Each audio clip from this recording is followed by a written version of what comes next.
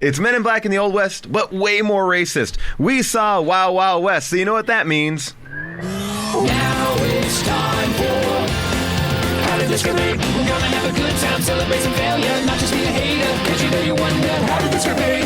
Let's wallow in the mediocrity of subpar art. Perhaps we'll find the answer to the question, how did this get made? Hello, people of Earth, and welcome to How Did This Get Made? We have a very fun show for you today. The movie is Wild Wild West. I am joined by my two co-hosts, Jason Mantzoukas. How are you? Pretty good. All right, Paul. And June Diane Raphael. How are you? Hi, Paul. Both back in the studio. And today, a very special guest, writer, director, podcaster, Kevin Smith. Welcome. This is just a proactive way to make sure none of my flicks ever get discussed on this fucking show. Pretty genius. The moment I saw this podcast pop up, I said, I got to get on that show fast. Otherwise, it's going to be like episode 16, Jersey Girl. How the fuck did this happen? So now you'll have to think twice. By the way, before that happens. we'll do Jersey Girl if But I'll you're have the to guest. come back, Yeah, totally. Oh, because I can tell you what happened there. Oh, perfect. That's a great version of this show. This one, I don't have as much insight into how it happened, but I do play. To say a role would be putting it to Grandy. Well, you play Will Smith's role in this movie, right? I play what nobody ever realized is It's a how real black transformation. really good. Really? And nobody gave me any credit, you know, because they were still mad about Mallrats.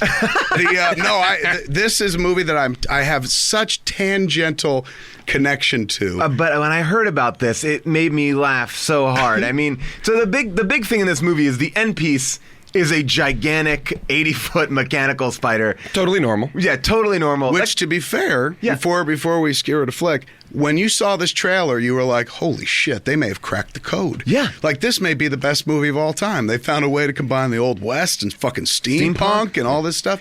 And the track record's great. You got Men in Yep. Black. Will Smith has been in, like, Independence Day. You're like, all right, these guys. Barry Old West. fucking Sonnenfeld, man. Like, Great. a legiondary director, hell of a shooter. Like, he knows how to work humorously. Yes. Big budget. And also, like, a good movie to be translated, or a good TV show to be translated into a movie. Sure. It's like, Have you ever seen, has anybody ever watched the TV Yeah. show? No, I've Oh, never seen it. I haven't. oh, the TV show's great. It's like James Bond in the Old West. I mean, And who was the star? Not Robert Stack.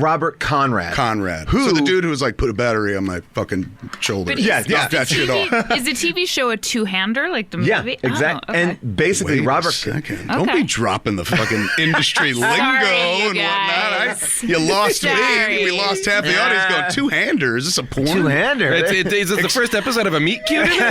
Explain two-hander for those who They have just no hold clue. hands the entire time. It's an equal balance. I didn't know it was going to be one of Yes. these shows. Oh, We're yeah, just yeah. This is like fucking a Nikki Fink So column. sorry, It's you so- guys. Told ya. Yes, Told an ya. industry. It's sickening. Well, you know what? Two-hander. It was supposed to be at one point Mel Gibson and George Clooney was the original incarnation of the Wild Wild West, but then Richard Donner was going to direct it. He went off and did Maverick, and then And he took Mel Gibson with him. exactly he made like I remember liking Maverick. I haven't watched it recently, but I remember not liking Maverick. Maverick, all I remember is Jodie Foster's chemistry with him, and Yeah. more so than the movie itself. And this is, I guess, when like publicity and hype machines started actually going to work in a big bad way. 'Cause there was an era, kids, before the age of podcasts and the internet where you didn't know that much about movies unless you went fucking Yeah, you had digging to go for it in a zine or a convention. I or- remember being on AOL online and downloading like movie posters for like Beverly Hills Cop 3, and it was like slowly just like, Really? going down. Oh, my yeah. God. It was almost like masturbating to porn. You just watch line by what line. does it look like? What's it? Well, I Like, is that a remember. roller coaster in the background? Oh, Axel, put a banana in its tailpipe. This will be amazing. But there was a period where you didn't know that much, that you weren't Yeah. inundated. It wasn't like, now during the production of a movie, you hear about it all throughout, all Images during are leaked, post. yeah. You're seeing shit left and right.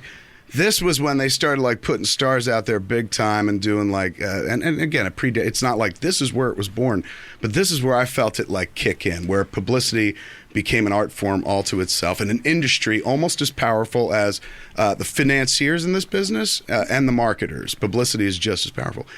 Jodie Foster went out and told this story a zillion fucking times about what a prankster Oh, yeah. Mel yeah. Gibson was. On Maverick. Yes. Yeah. Always. Anytime you heard about Maverick, it wasn't about like, it's the old Yeah. show or fucking James Garner makes an appearance. None of that. It was Mel Gibson is such a practical joker, and Jodie Foster is going to tell you how. And she's like 3 very tame examples, but also kind of cute. We were like, oh, who knew he had a sense of humor? Yeah.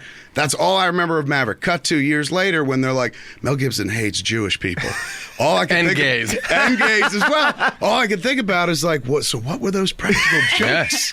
There was a lot that did not make the story, the publicity story. Inexplicably, Jodie Foster is Mel Gibson's greatest apologist. Yeah, she's like a It is staunch fascinating. defender of But she's him. becoming the person that comes out in defense of anybody that goes off the path. And Kristen She Stewart just did it with of Kate late. Stu as really? well. Yeah. She comes out going, leave her alone. She just likes fucking dick. I shouldn't say that. But By the way, how great would it have been if Jodie Foster was like, leave her alone. She likes dick. fucking dick. of all people, she's like, I don't. I don't. I To can each his own, or her own, I Or guess. bone, if you will. It's like, but you're right. Like this is like the era of it was 1999, like where it was like where Godzilla had like all summer long it was like it's coming, it's bigger than this bus. Remember It's they big. would Yeah. have- yes, they have a billboard in New York on the side of a building. It would be like, he's bigger than Yes. this. Yeah. Holy shit. But this movie, And it was terrible. it's so bad And what that they like, forgot was to put up an ad that was like, it's as interesting. About an inch between And, two. it, and this it's just giant, but a this big. scratch and sniff sticker of a fart. The problem with that movie is like you take Godzilla, which is a design everybody fucking knows fundamentally, and change it. It would be like if they did that Smurfs movie, and whether you saw it or not, you looked at the We poster, did. you're like, that looks We like did a it for this fucking show. Smurf. Did Yeah. you do it? Yeah. They look like Smurfs. Yes, Those Yeah, are they yeah. do look like Smurfs. Those are Smurfs. Godzilla Sexy doesn't look fucking like Smurfs. Godzilla. Yeah, you can't change what the character is. You have to keep in there. and then insist to people that it's the same thing. Yeah, this movie so bad that Robert Conrad was asked to cameo in the Wild Wild West because he was a star of the TV show, and he said no, and then accepted all the Razzie Awards for the Wild Wild West because he Oh, that's hated the movie amazing. so much. And then Will Smith eventually apologized to Robert Conrad for wrecking the Jim Smith character. Oh, wow. So yeah, Do so you think that's even owed? I don't think he needs to go and apologize You know to what I'm Robert saying? It's Conrad. like, did Robert Conrad create that show? No, yeah, He played the character the first Exactly. time, right? Yeah, I You think know what I'm saying? I think I'm not that- saying I don't want to pick a fight because he's even at Sure. he must be 70. He must be a tough guy, and he'll That's come the in and be takeaway like, from this "Put the show." fucking battery on my shoulder, knock it off, you bitch." That was the commercial of my youth. He was the scary guy who was like, "Knock a Duracell off my." Yeah, that Yep. was it. Oh, totally. And for some reason, that would prove that it was a better battery than most. Yeah, it's like if you battery. could get in my Yeah. face, then this is a good battery. And you're like, what's the logic? I'm going to buy that battery. Yeah. I'm going to do that battery. This is before they decided to market things based on how good they were. This was just like associating them with tough guys. Well, then they had the rabbit. And then all of a Yes. sudden they had the bunny, and people were like, "Fuck you and your fucking shoulder." Well, what was it? What was This the other? rabbit will sell batteries, way more batteries. What about that guy? Wasn't there that Australian guy who sold batteries too? Like, Oh, the big bald guy. Yeah, and that he was would yell. that was- Jacko. Jacko, I'm gonna yeah. Yeah. Yeah. Oi, that guy. again, nothing to do with batteries. Just really Anti-Semitic. Yeah. Because Yep. he was like, oi, oi, oi. No, he was Australian. That was their thing. It was their oi. Their oi. Not the Jewish oi. Although he might be Jewish. Maybe. We don't know. We don't know. We don't know. Is We there need not to an find out about international that. language of oi? Like that it goes to all cultures? Well, I mean, Gwen Stefani had that "Oi to the World." She did have Yep. on. It was like That's- oh, that's it's on like- the best Christmas album. I like that feel like kind of- that's the oi of punk rock British, Yeah. the same oi, that would Yeah. be from that era, from that But version. maybe that's what Jocko's "Oi" was. Yeah, I'm sure it was. that oi Guys. still lives, man. I was at we had an event once, a Vulgarthon, and there's a lineup before people get in, and there were these 3 dudes who were like their own homegrown punk band, and I'm walking down the line, Yeah. going, "Hey, welcome everybody, welcome." They stop me like, "Dude, you got to hear this because we wrote this with you in mind. Ready?" And they fucking pull out a guitar, brum, sing "Oi" for Captain America, and they did 5 minutes of punk about singing "Oi" for Captain America and how awesome he was. And mind you, this is like 1999. These guys were ahead of the curve. I like it. Yeah, these A guys little got in late on it. and a little early. Yeah. So, yes, this movie was. Everyone, I think, expected this movie to be great. The track record was lining up perfectly. And it's an example of one of those movies that has, like, all the right elements in place. But it's a mishmash of nothing. 6 writers on this movie, 2 story by credits, like 2 separate people Yeah. wrote the story, and then 6 different writers are credited. That's a hard thing to even get done in the Oh, yeah. WGA to get that many writers on Let's the movie. look at how many cooks may have been involved in this. Yeah. soup. If you're coming off of Men in Black, you've got, of course, Will Smith. He's at his Sure. apex at this point. And Barry Sonnenfeld, the director, is also at probably his most powerful. Yeah. Who else is in the movie? Kevin Kline doesn't have that much juice, and by all reports, has always been a guy who's like, I'm an actor, I'm here to do the work. And actually really good in this movie, too. Sells Like, it. yeah, He sells really it. goes yeah. for it. So, Kenneth Branagh. Kenneth Branagh, he doesn't have enough juice to No. really No. mess with But things. this is a weird move for him at that time. Yeah. I feel like. I'm sure he was just like, this will make me hip. Yeah. Yeah. It's like he By was. the way, he Kevin, was thank you. great. Kevin. I'm working on it.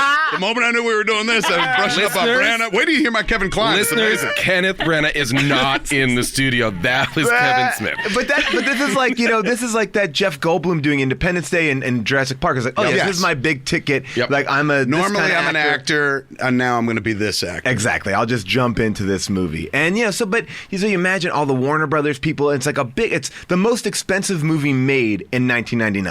This movie. So, so that also says that there's a lot of Salma people. Hayek, Salma no Hayek. juice whatsoever. No juice at that So point. really, the responsibility, if you're going to play the blame game, probably falls squarely on the shoulders of M. Will Emmett Smith Walsh. And Emmett Walsh. Good point, man. The guy, everything he the train touches turns conductor. to shit. Yeah, the minute I see M. Emmett Walsh, I'm like, fuck. This guy yeah. came in with a. It is a all about bushel of M. Emmett. notes. Raising Arizona could have been amazing, but the first 5 minutes, Blew it. M. Emmett Walsh. Blood Simple. Oh, come on, M. Emmett Walsh. Come on. Shot by Barry Sonnenfeld, Slap actually. shot. Ooh, well I would done. also- Well connected. Yeah, right. I would also argue too that there is one flaw in this movie. One? Well, yeah, there's many. Like when they rewrote it for a black actor to play this role, it is a little odd to be like he's an undercover agent Yeah. right after the Civil War. He would stick out Yeah. like a sore Well, thumb you can- wherever I he feel would like go. Everywhere. Yes, and the rewrites in this movie are so evident. Like they don't have anything to do with the plot at all. Like making him, that character Yeah. played by a black actor. It's just sort of integrated into the lines here and there. Yeah. Well, It's not like here and there. there's Every time he Well, comes, every time. Also, every time he enters a scene. Yeah. Like it smells like they had a test screening Yes. and everyone responded and they're like, just more of this, less of that. Yes. Having been through the fucking process, yeah, that's what happens, man. We talked about Jersey Girl before, but Jersey Girl is the movie I test screened the most, was forced to.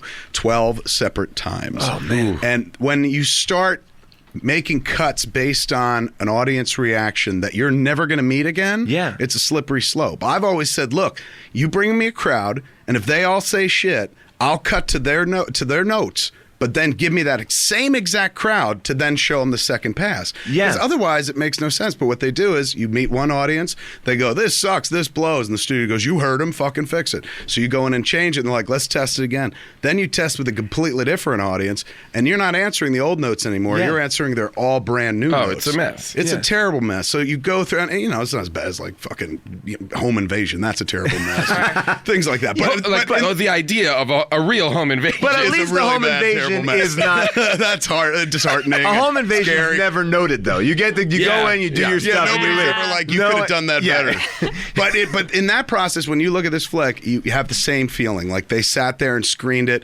The first screening, they were like, this is going to be money, jacked up. Yeah. Here we go. And they got a bunch of fucking like revelatory notes. Were like, shit, take everything out that blows and everything that got a remote chuckle. Let's just throw More. money Well, into it. You're exactly right because I did some research and this movie tested so badly that it became a news story in the time where this wasn't a big deal. Right. And Barry Sonnenfeld and Will Smith had to come out in front of that bad test screening and be like, and Barry Sonnenfeld's thing was people thought they were seeing The Matrix. That's why they didn't know they were seeing a comedy movie. I've read the whole article today. And I've thought of so many excuses for why my films underperform, but never have I thought to say somebody thought this was something completely different. People set in the There is a future, not the grave old west. misunderstanding. Yeah, I this would is like not my fault. Nothing more than for every time you test screen a movie now, you come out in front of it and say, people thought they were seeing The Matrix. I am so Always yeah. The Matrix, though. Always The Matrix. They thought it was going to be in 3D and IMAX. But just to give you a sense of how the dialogue kind of plays, here we go. Nice of you to join us tonight and add color to these monochromatic proceedings. Boom. One. Well, when a fella comes back from the dead, I find that an occasion to stand up. Zing. I can see where it'd be difficult for a man of your stature to keep in touch with Zing. even half the people you know. Zing. Perhaps the lovely Miss East will keep you from being a slave to your disappointment. Zing. Right, you know?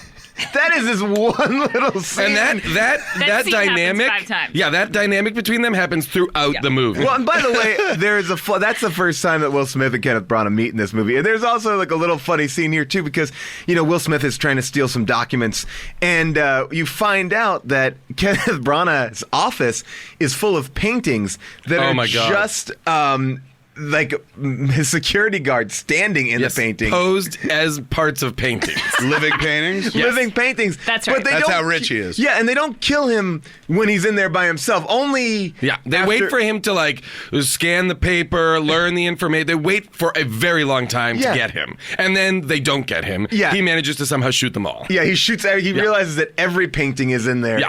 It's a really waste of Even the security. one on the team. ceiling. Yeah, That falls Yeah, down oh at my the very God. end. but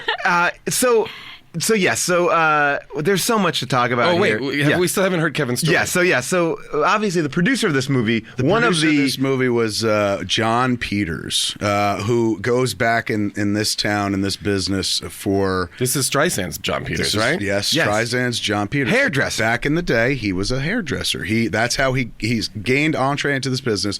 He was Barbara Streisand's hairdresser, who then became. It's an unusual trajectory. Yeah. Isn't it weird? Especially because when you think of her hair, you go, especially then, circa 70s, Yeah. it's like, oh, it's that fucking Yeah. rat's nest. Of, Yeah. Like, it's literally just a fro. Yes, it is. So It is what literally a work rat's is being nest. done there?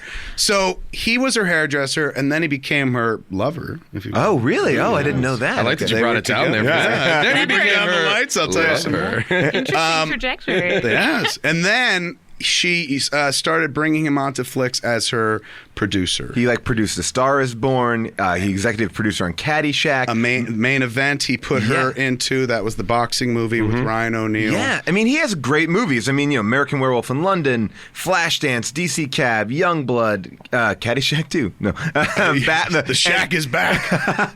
Batman, Tango and Cash, Batman Returns. This is what I know he's definitely responsible for. The main event, because he can talk about that to Right. no end. And Batman. He was heavily involved with Batman. Oh, really? Okay. I spent a lot of time with him because I got a job in 1996 working on Superman Returns, it was called. Oh, now was Superman it? Reborn. That wasn't. You weren't going to put Tim Burton in the suit. That was. But I suggested, again, my opinion didn't mean shit at that point. Right. Like Chasing Amy, I think had yet to even come out. I was coming off Mallrats.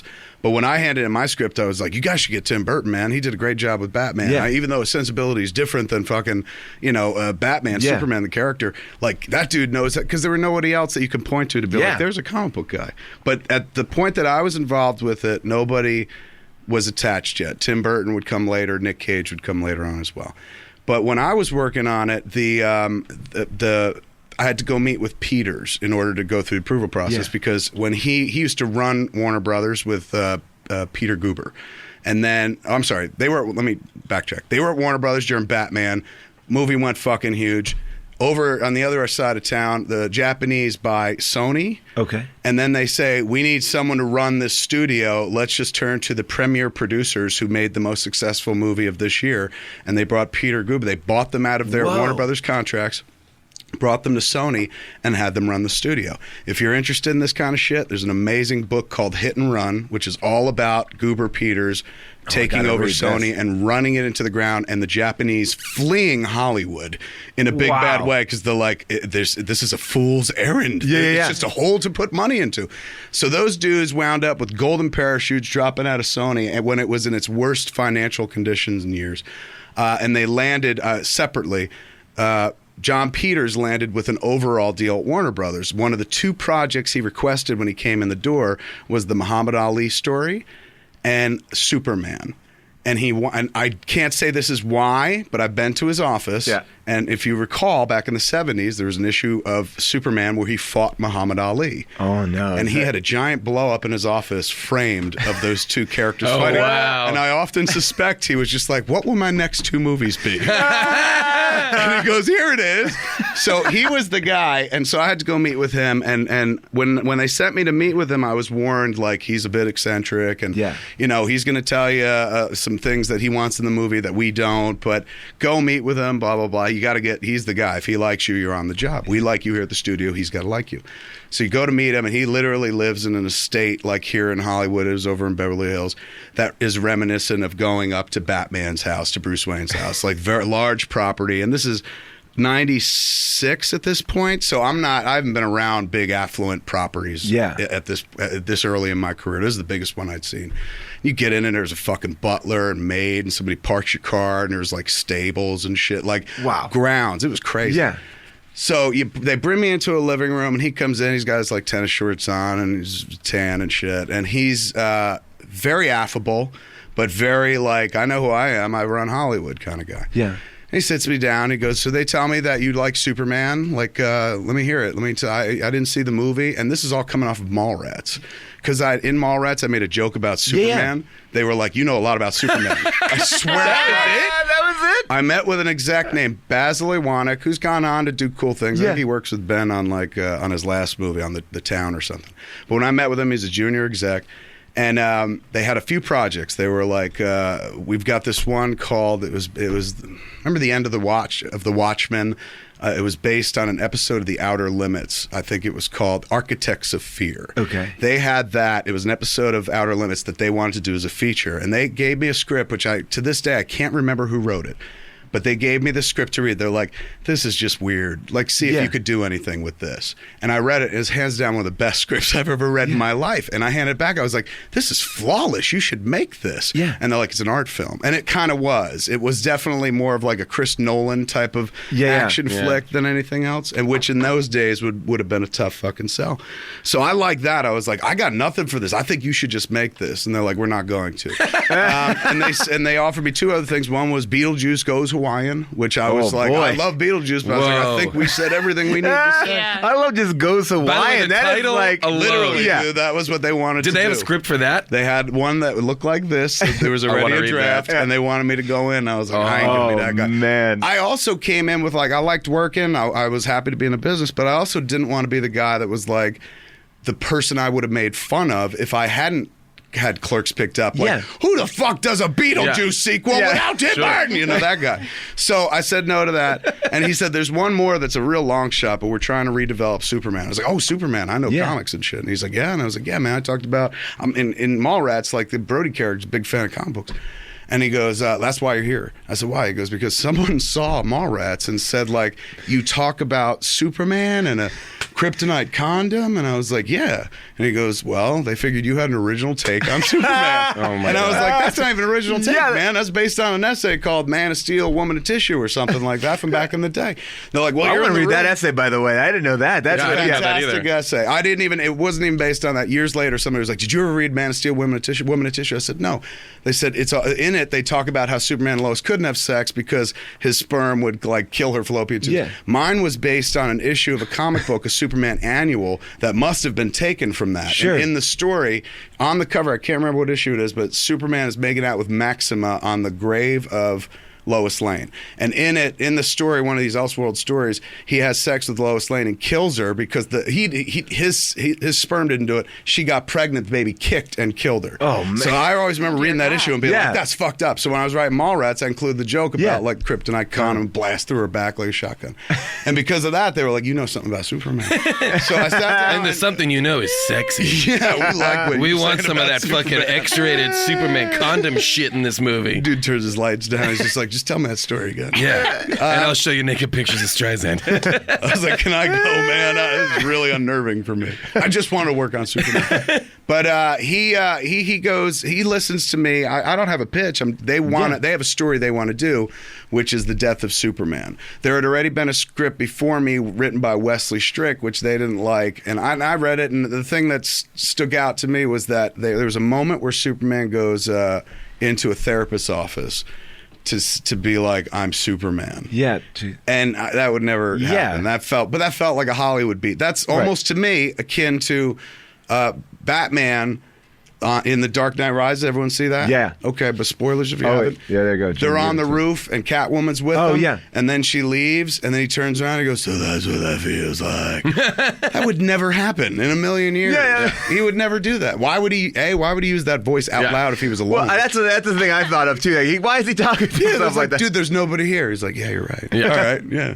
But It'd be so awesome if that- he was like, so that's what that feels like. Like he has a third voice. that would be memorable, man. Where people were like, holy if, crap. Or if he's like, oh, He- fuck, you really did it again, He Bruce. is a Daniel Day-Lewis superhero. Okay, Yep. he gets into the character. Oh, once he's in that in, costume, that's it. Once the cowl is on, then He's it is absorbed. on. The all sense goes away as it cuts off the brain part, and he decides to go with the voice. So so I'm sitting there telling Peters, okay, I guess if you're going to do this, you do this. I wouldn't do this kind of stuff. I wouldn't, be winking and knowing and shit Yeah. in terms of like saying Superman's going to a psychiatrist. So I'm all done with whatever my pitch is. And again, it's not really my pitch. It's based on fucking the storyline they want to do, which is the death of Superman. So he looks at me. He's sitting on his couch, big living room. He looks at me for a long, hard beat, man. And he goes, you and me are going to get Superman right. You know why? And at first I felt good because I was like, it sounds like I got a fucking job, Yeah. man. I said, why? And he goes, because you and me, we understand Superman. Do you know why? I said, no. He goes, because you and me are from the streets. Now, And he is from the streets street. originally. Yeah. I don't know where he's from, but Yeah. I am not from Came the up on those streets. hairdressing hard knocks. The streets that led to Barbra Streisand. Very hard streets. And I didn't want to say, like, I grew We're up in the from the suburbs. Yeah, it's This streets. dude was a hairdresser. Neither of us know the streets. And he was literally, and also remove that. What does Right. fucking Superman have to do with the streets? Not the least street smart character, really. Yeah. Exactly. He's just an alien who's So he was a guy, I guess he'd come from not so much money because he talked about like, I used to go to wherever city he lived in, they had a department store. He's like, and I used to go and just look at the window displays of the things they put up. I'm one of those people with nothing looks at the image of something and goes Yeah. one day.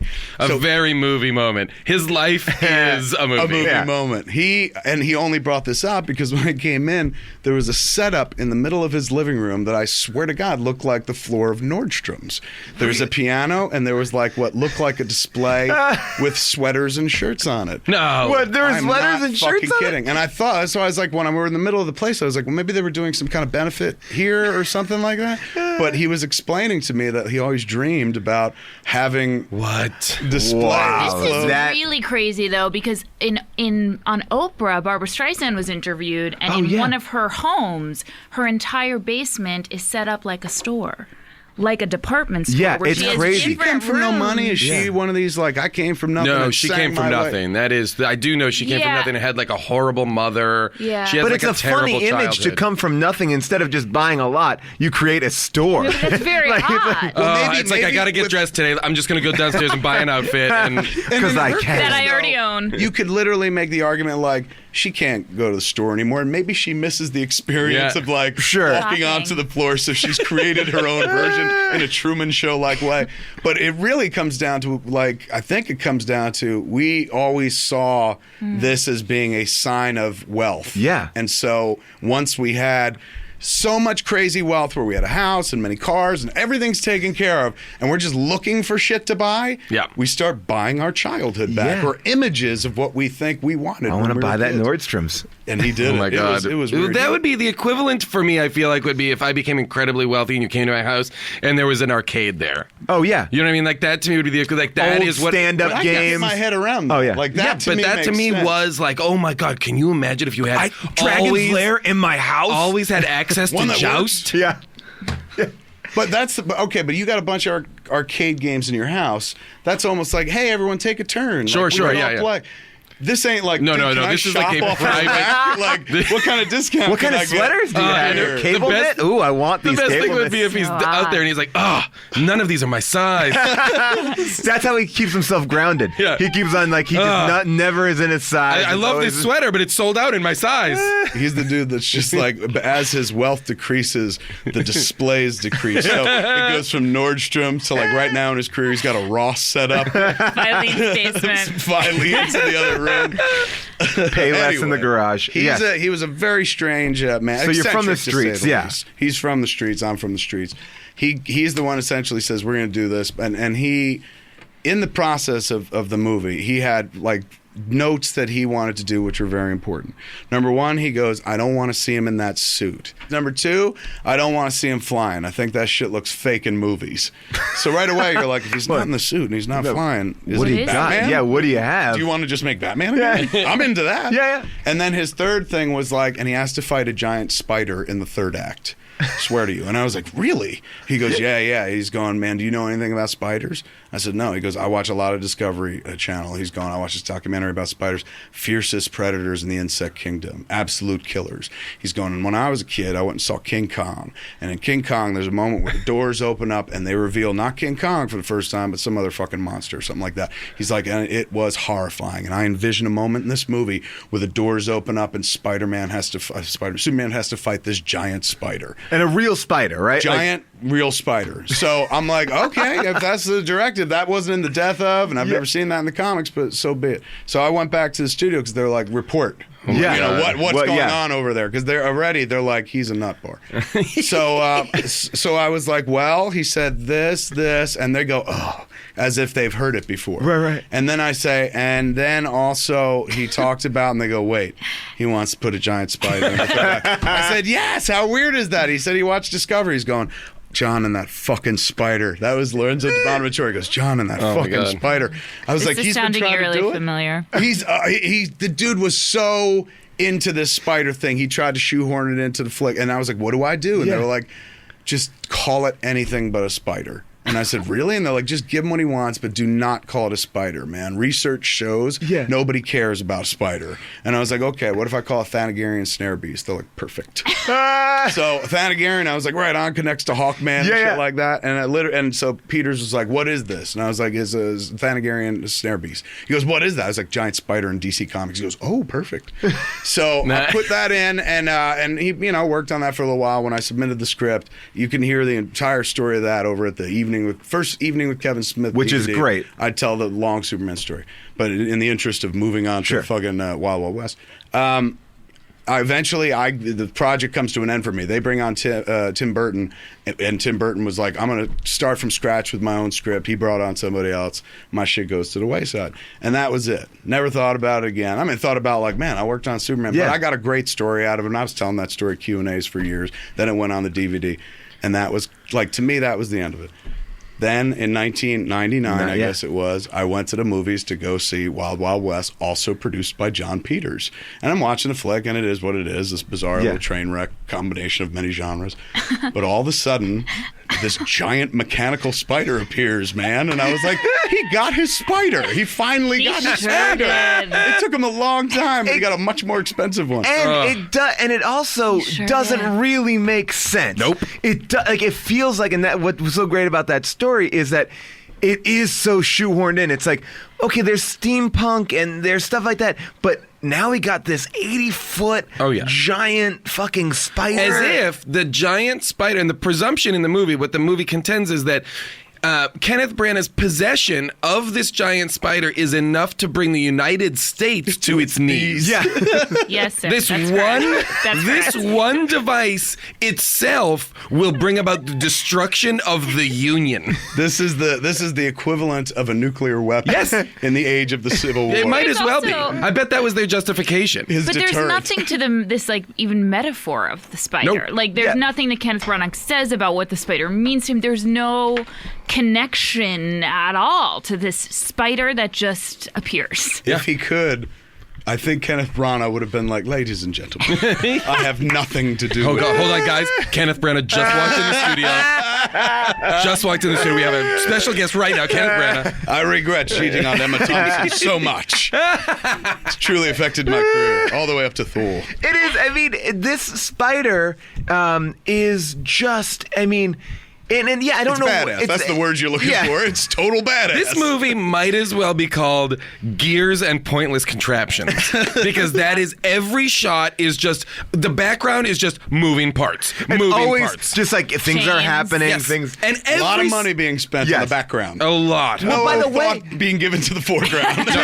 to the way I almost think that that Kenneth Branagh's character is John Peters because he's obsessed with Yeah. Spider. Like he clearly has a thing for spiders. Like they send a cake, a marzipan cake to the president, and oh, don't touch that, and all these spiders come out. Yeah. And it's like oh, and then and then he has like special discs made Yep. up with a giant spider on it. Yep, the blades. Yep. But yeah, there's nothing like His flag has a spider on it. Yes, he is John Peters. You know what's weird about that, man? Like the plates that have the spider on. Yeah. I understand the dude's rich, and I understand in movies to communicate impossible wealth, you see something like a giant spider. Very Richie Rich style. But could you imagine? It's like even down to something like this disc is meant to be thrown away and destroyed. Yeah. Yeah. Like you're never going to see it again. Yeah. It launches. Whoever sees it is the person that loads the disc, Yeah. and the next person that sees it is the person like Gets as his it's head cut coming off. at them, Yeah. and that's that. Why would you bother to be like imprint a spider on it? Yep. Could you carve it in? If it's going to cost Like, us it's gonna- hundreds of dollars to do this. It's gonna cost you a Especially little in the more, old buddy. West. It's like I know, but they mean so much to Yeah. me. And you're not even involved in this transaction. You're not even like I'm holding this disc of death with my spider emblem. As a It's matter of coming at fact, you. when he goes to kill them, he leaves. He Yeah. doesn't even watch the disc Oh, no. get loaded and launched. That's how fucking rich he is, dude. He's just like put spiders on everything and kill people when I'm not here, man. I do want to point out, there's a part in the movie where Will Smith and Will Smith and Kevin Kline are caught. They're going to get their heads cut off by these spider discs. And I would say one of the most disturbing parts of the movie is when Kenneth Branagh talks about wanting to have sex with Salma Hayek with potentially his robot dick, in which I'll play for you right here. Yeah. Who knows? I might even become familiar with her myself. That'll be one more reason for me to kill you. Oh, yes, Mr. West. I'm sure to a no doubt well-endowed blackamoor like yourself, it must seem absolutely impossible that a freak like me could fully enjoy the pleasure of a woman. But having witnessed my use of mechanology thus far, wouldn't you think that I could devise something for the lower half of my body that was hard pumping and indefatigably steely? And, speaking of hard pumping, Mr. Coleman, full steam ahead. What? Just talks about building a giant robot dildo Now, do you to. think that do you think that was consummated by the time she was left? Because she stays with him on that train. Well, from she that is point pregnant, on. visibly pregnant with a robot baby At the end. At the end of the movie. This movie. Does he use a robot wiener on her? Well, they've got I that don't know. contraption. They- Just yeah. took a jump. Yeah. I don't know. I wish he did. And remember, when she's trapped in the bird cage in his house, Yeah. the bed has all of those like sex contraptions, and she's like, I don't want to get on that. I don't want to do that. Yeah. Like it is clearly Yeah. just like robot cock sexathon in this movie that we never see. This Although guy- we do see, I think we see Will Smith's balls from behind at the very That's beginning. what I thought too. Right? I screamed. We Yeah, Will- definitely Yes. saw his nuts Yes. from behind. Will Smith is naked in the beginning of the movie after bathing in a water tower, He which is not lives. He sanitary. appears to live in a water tower. Yeah, at the beginning of this movie. They're hanging out in this giant water tower in the middle of town, It's like a hot tub in the sky. which meanwhile is everyone else's drinking water, I would imagine. Yeah. No, So- no, it's for fires, isn't it? Oh, is it for fires? I Okay. think so. I thought it was drinking water. All right, that makes me would feel- be Hey, disgusting. back off, man. You're taking it into ridiculous realm. We could put out our fires with cum-drenched water, but not put it in our mouths. But yes, Will Smith's balls may or may not have made an Oh, appearance. definitely. Well, there's a lot of ass in this movie Yep. too. Lot Salma of Hayek's ass. ass, Bai Ling's ass. Bai Ling is, I mean, like a real favorite of this show. Yes, Bai Ling. We are huge fans of Crank 2. We had the directors of Crank 2 in here, and we Holy talked shit. extensively about how amazing She's in that as well. She's in that, and Oh, she's threw away all the next dialogue. level. Oh, if you've not seen Crank 2, do yourself a favor. threw away the dialogue? Oh yeah, she threw And away just the dialogue. started saying crazy shit, and they She's were like subtitled and they were she's like, speaking well, what in do we English. do? And they were like, let's just let her do it. And Oh, so it's you'll go crazy if you Dude. watch it. She's It's unleashed. amazing. She's unleashed. Really? Yeah. it's She's unreal. She subtitled. was in She's subtitled. Yes. Southland Tales. I was in Southland Tales as well, which I imagine one day you guys will get around to. And she was. I feel like we're gonna have you on for a bunch of shows. Probably. This is how we sneak you on for somebody else's movie, Totally. and then we finally, get you once I'm hooked. comfortable, it's just like today's movie's Jersey Girl. Like, you guys suck. I guess it's my time. Today we're doing Jersey Girl again today. We got Kevin Smith back. Because Kevin's still not over. But yeah, there's a lot of asses in this movie. Bai Ling relatively restrained in this movie. But there's some crazy stuff in here. Again, the lynching scene. There's a scene where Will Smith is going to get lynched, but before he gets lynched, they let him do like a couple minutes of stand-up before he gets. As you did in the Old West. Yeah. Sure. Let's give Let him him a couple. speak his mind. There is such a dichotomy in this movie between like absolutely no attention paid to race and maximum attention paid to race in the worst way. Well, that's the strange. It's like every about 15 minutes or so, the movie drops into some real historical, social context that's very dark and upsetting. And then we're lifted right out of it a second later. It's the craziest. With like some goofball invention from Kevin Kline. That must have been the Pulp Fiction influence. With like, no, we can go dark, and then zip it right back to funny. Well, like I feel like the movie doesn't know. Like it feels like it's one of those movies where it's like we're funny and we're serious and we're like it's too much. It's trying to please too many people. We don't know what we are, but we know one thing: we're not the Matrix. Well, there's also in the end battle where they're in this giant spider. There's also a robot. Just a man, a Frankenstein man who is a robot that Will Smith tries to fight. He punches him in the face and you hear clang, punches him in the stomach, clang, punches him in the nuts, clang. And he's like, uh-oh, got a robot. And this robot's about ready to kick Will Smith's ass until, for no reason, he short circuits. Yep. To nothing of, no one did anything to him. Just. Oh, I know what happened. Somewhere there's about 3 minutes of robot fight footage that, like, when they test screened it 8 times, was so leaden. They were like, just pretend it's short of that. Yeah. Like, we're so close That's to the good credits. enough. Let's just get out of here. Gotta Just bring get it out. home. Come on. I felt like a lot of times there was huge pieces of exposition missing that I was like, how did he get here? The movie appears to take place in about 72 hours. Yes. They travel across the United States from by D.C. to train New Orleans, to Utah. Yeah, Utah. I mean, like it's the amount of space they and there is so much dramatic, slow-moving train action. Like the entire movie it's attentive to the action as if it's like the French Connection car chase, but it is slow-moving single-track locomotives. Right. There is nothing happening on these trains. There is a lot of time. Time has passed, and now this character's on the train. Wait, how did she get on the train? What happened? No, they're like 2 days. Salma Hayek drops in on that train. There's no explanation of how she got there. Right? Yeah. I know how she got there. She was on the Dogma set. she got the part while we were making Dogma, and then she left early to go do fittings and do pre-shoot footage and stuff while she was shooting on the flick. So she'd come back and we'd be like, "What's it like, man?" Because again, these cats are coming off Men in Black, and Men in Black's a pretty amazing movie. But she thought it was going to be very, very impressive, as we all did. Yeah, but she came from our movie, went to that movie. And I remember going to see that movie and being like, I wish she'd stayed on our movie. Did you have to cut her out of stuff in Dogma because she couldn't? No, but I got a lot of people going like, I couldn't follow the accent. Well, which now in the age of Bane, I don't feel so bad. I feel Even like he was speaking English. It's about Expendables 2. In the first 10 minutes, like, I don't understand what these guys are saying. Like, really? Yeah, because it's like everyone's it's like a lot of grumble. It's a lot of grumbling in the first. A lot 10 of low minutes. end. I did like Expendables 2.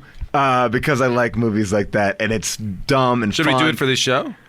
You know, it would be like in the side of the good side, like the cranks and the Punisher. Thank God stuff this like got that. made. Yeah. No, we love Fast Five. Like it was like, yes, this movie is insane. It needs to be talked about, but we are loving it. And I mean, it's great. Schwarzenegger, amazing. Only talks and references to every other person's movie. Really? He says, I'll be back at least 3 times. Oh, my God. And references Rambo, references, like, the whole movie is just referencing everything that they've all been in. He goes like, yippee-ki-yay. He does. No! Yes. Really? Yes. By the way, You can listeners, tell that they Arnold came- Schwarzenegger not in the studio. Tell me in that scene, they cut to Bruce, and you just see a little bit more of his soul dying. Well, you could tell. What I felt like was this. I felt like they shot Bruce Willis out in like 2 days. And I felt... 2? Oh. I also felt that they were like...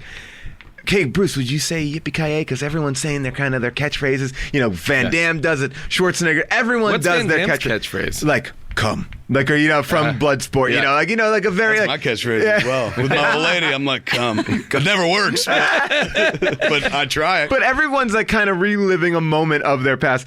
And they were like, Bruce, will you say yippee-ki-yay in this moment? It kind of fit the moment. And he was like, no. And then they're like, all right, Schwarzenegger, will you say it instead? And he's like, Yeah. Like, so basically, Give me $1,000 and I'll say it. And he's like, all right. Basically, Bruce Willis walks off the screen and then Schwarzenegger goes, yippee-ki-yay. Oh my God, that's amazing. It's crazy. It was like they were like, oh yeah, we'll just keep the same We setup. got to just do say that it now. movie. And maybe our guest will be Kenneth Branagh to discuss it. Do you notice Kenneth Branagh was doing so much wheelchair spinning in this Oh, my movie? God. Oh yeah, well Kenneth Branagh, every time he's on screen, he's just spinning in a circle Just at spinning all round times. and round. Oh man, I'm just Like trying a to. record baby. Yeah. round. Also, June, you brought up a very good point here earlier when we were talking about this. Will Smith constantly ripping on Kevin Kline's inventions that work. Yeah. The inventions Entire work time. the entire time. He's like, oh man, you and your crappy inventions. It's like, hey, you killed the guy with his invention. You got saved Yeah. your life by his Yeah. invention. No. All the time. Oh, Yeah, all the time let's it try works. Let's try a new plan, and maybe this time it'll work. It's worked every single time. Every single time. Every single time. The he's tried. bulletproof vest, the flying machine, You're as dressing in difficult to drag. please as my mother. How about the weird scene? How about the fucking scene where they are comparing fake tits? Oh, yes. I love And that. Emmett This is how the two Walsh- heroes I love bond. every second of that. And they're scene. just like, you feel my boob, feel my boob breast, whatever he's saying. Oh yeah, it feels terrible. It feels now try feeling my. And Emmett Walsh is watching the whole thing and he's going, I knew it. You know, like so It's just weird. so crazy because what did he know? Did he thinks that they're not men dressed as women? They're men feeling each other's male Actual male, breasts. yeah. Yeah. Okay. All right. And You're, then you're into now that? you see Okay. why it's All right. funny, Now I right? get it. Now I'm laughing. I think when you make a movie like this that's meant to be as mainstream as that, like if you're there should be a studio mandate in the rule book that says if you're going to spend upwards of, I would say 100, but let's bring it down to 75. You have to have a representative from every generation that you're actually trying to court in the theaters on set when you're doing comedy. So you need a 10-year-old, a 20-year-old, a 30-year-old, 40-year-old, 50-year-old, 60-year-old, if that's your demographic. And then you play that fucking, all right, the boys are going to feel each other's boobs. And then you go down the line. 10-year-olds, is this good? Liked it. Totally. Yeah. 20-year-olds, is this still funny? Hey, pretty good. 30-year-olds, how you feeling about this? Not bad. This is awesome. Yeah. I like working with an actor because suddenly you're in a scene. 40-year-olds, man. All right, yeah, it's really, it's a little risque. All right, and But I then like it. suddenly it starts to fall apart. 50-year-olds I could do without the boob stuff. and 60-year-olds. I liked it. Bring back that. I Where's that like it. spider? I liked it. But they should, man, because that's like I saw. Did you see The Watch? Yeah. Okay, The Watch has a moment in it where Vince Vaughn picks up a Russian nesting doll and opens it, and he's like, "Oh my God, there's another doll in here!" In his Vince Yeah. Vaughn way. Fine, one reveal.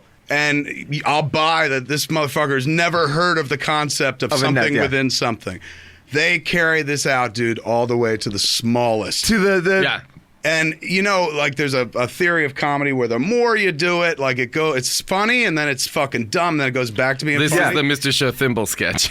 This ain't that though. This is like the exception that proves that rule because you're like, please don't keep going, Yeah, oh, yeah. please. And you realize they left this in. This Oh, is yeah. the one This that is the big They pic- thought it was awesome. But if that's awesome, what the fuck did they cut out? And yeah. if you think that's awesome, you need to have a representative of every age group going like, I think this is shit. Like if you're sitting around doing the boob feeling joke and you got a 25-year-old kid there, you'd be like, dude, this ain't fucking funny. Yeah. Yeah. Like have him stick his fist up his ass. Well, Ooh, that's good. Let's do that instead. Well, did you ever get notes like, I mean, like I guess like the most studio, like the biggest studio thing, I guess Mallrats and then like Cop Out, right? Cop like, Out. So like, did you get those kind of notes on Cop Out when you were doing it? Not until we started testing. They were pretty good. Like in terms of working, I always thought I was taught that the studio is great Satan and fucking like all they do is make crap. We make art, they make crap.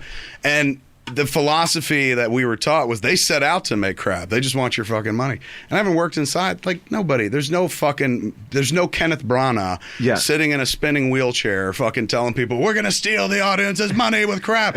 They're all trying to do something that they think is good or funny or irrelevant or at least, fucking popular or something like that. So having gone through the system with them, they were lovely. Like I kept waiting for aha, these fucking bagels. You said there'd be everything, but there's just onion. I knew the studio lied. They were lovely until But you post. check that bagel plate every day. Every day. I'd flip all sides. Oh, wait. No, it's here. We're Yes. good. Yeah, my bad. All right. So nobody touch it until I check the plate, please. Will Smith's character was an escaped slave. at the age of As a child, 4? he was taken from his family. Lived Well, with Indians. he Which is he not ran the away. story of He ran Wild Wild away. West, No, right? no, because Wild Wild West, he's a white guy. Yeah. Yeah. So essentially, they're doing the story of Django Unchained. It Yeah, is. exactly. Yeah, It is Django Unchained. absolutely. And then Which, ironically, Will Will Smith Smith was passed offered. on. didn't Yeah. want to do. And he was Because like, he'd already done it, Wild Wild West. he's like, I've done this movie. It's called The Wild Wild West, And and it I'm was very proud of it. Can't improve on it. I was watching this movie going, does your "Wow." movie have a giant spider, Quentin? No. That's why Quentin Poser. Quentin took so long. That's the end of Django now. The giant Giant spider. spider comes back. They come Christoph across. Waltz is in it. They come across the giant spider that had died in this movie, right? And they come across it, they revive it, and the rest of the movie takes place in that. What they do is they find all those plates with the spider emblem Oh my buried God. into them, and they build a new spider from the wreckage. I would love like a weird film joke if people just started putting props from this movie in other movies, as Old West movies, as if that's- it was like archaeologists discovered these plates with spiders on them. Well, and all the ladies had spider dresses at the big Oh ceremony. yeah. Yeah. Well, Now you know why. It's because John Yep. Peters, the producer, and he's He just like, wants- kids love spiders. John Peters also, not John Peters, but Will Smith also plays Muhammad Ali in the movie. Yes. A lot of Producer John, John Peters. Peters. Really? yes, same guy. His name's on it. Oh, that's Now, interesting. What did he have to do with it? That depends. As I said before, I know he's involved with Batman. I know he's involved with Man Event because he can tell you lots of stories. But his He name took- could be on a lot of Yeah. He things. took credit for on Batman. This blew my mind. This is what I instantly fell in love with John Peters in a way of like you fall in love with fucking wacky dictators who aren't going to affect your life anymore because you're going to fucking never be in contact with them again. I was a big Batman fan, huge Batman fan of Tim Burton's 1989 Batman. So whenever he talked about it, I was head in my hands listening and shit. And he would say things like, I was going out with Vicky Vale, right? And I was like, really? Did you have the Joker over for dinner? Like, you could say her name, dude. I'm well aware that Kim Basinger played Vicky Vale. But he said this. He goes, I said, one of the things I love in that movie, dude, is so fucking tight, is when the dude pops over the wall and starts fighting and Batman blocking his sword with his gauntlets. And he goes, that was mine. And I go, really? He's going, I brought that guy in. That guy's a real sword fighter. You know why that movie made $300 million? And I go, why? He goes, that scene.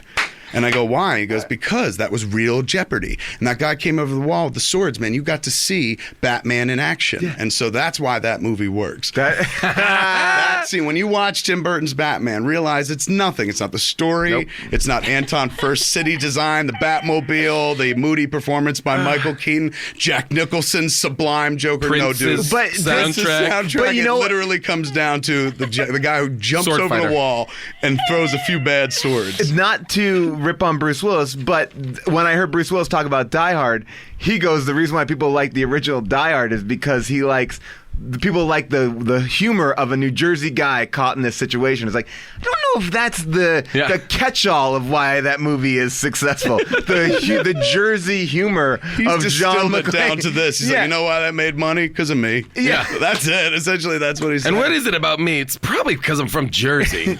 My Jersey humor, people really like, I like that Jersey humor. The end of the movie, the main character has his like final line, like, diplomatic immunity, whatever. And this one, Final line, diplomatic immunity. Yeah, that's Lethal Weapon 2. Has been revoked. But Diplomatic immunity. this one, he just basically throws Kenneth Branagh out of the giant spider, and then he goes, "Now that's a whoopin'." Yeah. But it really isn't. Nope. It's more of like, that's a throw-in. Yeah. Like, Yeah. it was like, couldn't they have found a way to whip him with some chains or do, like, if you're going to end on a line, you should have or make use somehow of him having a half body. Yeah. Like, I thought that was gonna Yeah. play into his Nope. death somehow in the end. Not at all. And by the way, Like, if half- only just I'd had a fell. leg, I Yeah, could have exactly. lived. Every bad guy in this movie, Ted Levine, that's his name, right? Yes. Yeah. And Kenneth Branagh. All the bad guys have such uneventful deaths and deaths that are so circumstantial to the good guys. The good guys barely do any, it's almost like they were like, well, our guys can't really kill people. So we'll have Kenneth Branagh's people shoot Ted Levine, and then Will Smith can have a comeuppance with him, but he's already dead. Right. And then Kenneth Branagh and Will Smith both fall out of the spider, and Will Smith just doesn't save Kenneth Branagh, so he dies. So it's like they never. Meanwhile, they're shooting. Will Smith shoots like 2,500 people in this movie. He's always killing people. There's no fight. There's no interest. The only person he meets his match with is the Frankenstein, which is not explained, Yes. and then short circuits. Well, and in terms of story, you would think that final beat had something to do with Will Smith, like, accepting industry in his life and accepting somehow that the gadgets were going to help him. no, it boils down to race at the last moment, which is not what this movie's about. Nope. Now, clearly, we had an opinion about this movie, but there are people who have a different opinion, so it is now time for a second opinion. These are reviews culled from Amazon. I just would like to read you guys this one. Ed B. writes, honestly, this is in my top 100 favorite movies of all time. Wow. Out of the thousands that I have seen. Wow. 5-star review. That's huge. I like that guy. I want to show him my work. This is another great one. Evan Orozco writes, Wild Wild West is the greatest and most funniest movie in the world. A true classic, the best of the best. Bai Ling is so sexy and has the sexiest ass. Buy this movie. 5 stars. And then this most is funniest negates that entire review. And I'm then, a grammar Nazi, and most funniest. He lost me at that point. But it is the most funny. It is. To be Come fair, on, you guys. to be fair, Perilous Moo writes, this movie was great. The interactions between Will Smith and Kenneth Branagh are a piece of comedic cinema history. Oh my But God. it would have been nice to have a good female character. Put someone like Madeline Kahn or Bernadette Peters in a What? role. It would have been pants-wettingly funny. did my grandmother write I this know- letter back during while she was watching the Carol Burnett show? I was just going to say, in Vicki 1975? Lawrence should be in this movie. And then he, What was missing was Harvey Mama. Korman. And he writes, Mel Brooks seems to be the only director who understands how to cast women in comedies. 5 stars. Still 5 stars. Mel Brooks. Still 5 stars. I have some problems, but still, Still 5 5 stars. stars. He's Mel generous. Brooks did it. Madeline Kahn. Wow. Well, this has been so great to have you, Kevin. I was talking to you before we started talking about the show. I am obsessed with your new show on Hulu called Spoilers. This is not even this is a legitimate. I am a fan of this show. It's so fun to watch. Thank You you. bring a bunch of people to a movie. You talk about it honestly, and then you interview someone from. It's fun. yeah, it's fun. really- If you haven't seen it yet, you can pop over to Hulu. It's free. You can watch it. And it's trying to. We tried to do like not a movie review show, but a show about movies where you could talk about movies, but not like here's our scale and it gets this and blah blah. I think it's blah. the best way to watch a movie review show. Just have an audience because it's like different people, and you're like, oh, I like that guy, or like it's a fun. And I've think never about seen it like done. Siskel and Ebert were two strangers who you Yeah. grew to know over years as they review movies, but it's not like they were fucking experts or worked in the business Yeah. or something like that. Or people will say Roger Ebert wrote fucking Beyond the Valley. I understand. Yeah. He's done some work as well. But in that way, there was like you were listening to people pontificate. When you watch Spoilers, it's more about like you're watching real people talk Just talk about- the movie. yeah. And it's also kind of like the way you talk about movies with your friends where like even shit you hate, you don't go like, oh, it was a cinematic abortion, no stars, thumbs down. You just go like, this part was awesome, this part was fucking stupid. That's what we do here. That's Essentially, yeah, we just say pretty much, you know. Same thing. So definitely check out Spoilers. And a big reminder to watch NTSF SD SUV. It is the show that I do on Adult Swim with June. This week's episode is a Martin episode. Alison Brie is in this episode. It's one of my favorites. It's called Sabotage, a return of Carrie Kinney. So definitely check that out at 12:15. Jason's coming up in an episode in a little bit. Fuck yeah. And Children's Hospital back on the air. Children's Hospital, yes, great stuff. So check out We just Adult had Swim her- we had Thursday Alan nights. Ackerman on. Who is Spoiler. so funny and so Yeah. great. So thanks to everybody. Thanks to Brett, our engineer, Carolyn, Julia, everybody here at Earwolf. Buy our Biling inspired How Did This Get Made t-shirts. We'll see you next time. Bye-bye. How did this get made?